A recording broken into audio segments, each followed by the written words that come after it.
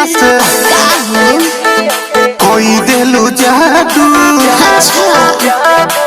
लागता कि साचो मरी जाई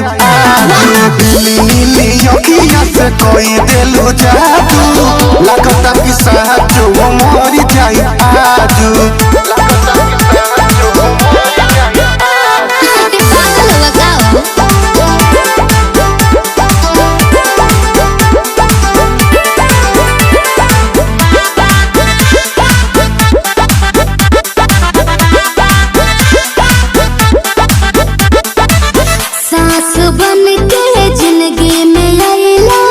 बोलता दिल I love you एगो कहे जा का हम कही दिलवा में बहारू तू ही तू सास बन के जिंदगी में आइला बोलता दिल I love you एगो कहे जा का हम कही दिलवा में बहारू तू ही तू मीठी मीठी बतिया से पागल कैला तू ये जानू नीली नीली अखियाँ से कोई दिलू जादू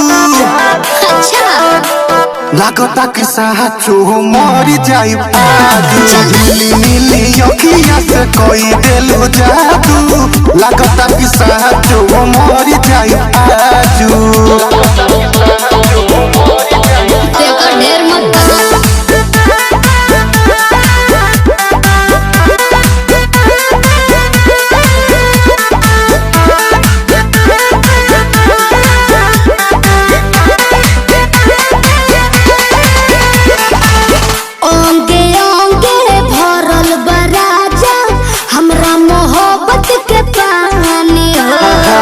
पागल भइले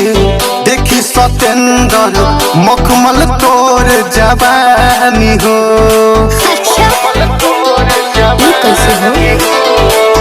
ओंगे ओंगे भरल बराजा हमरा मोहब्बत के पानी पागल भइले देखी सतेंद्र मखमल तोर जवानी हो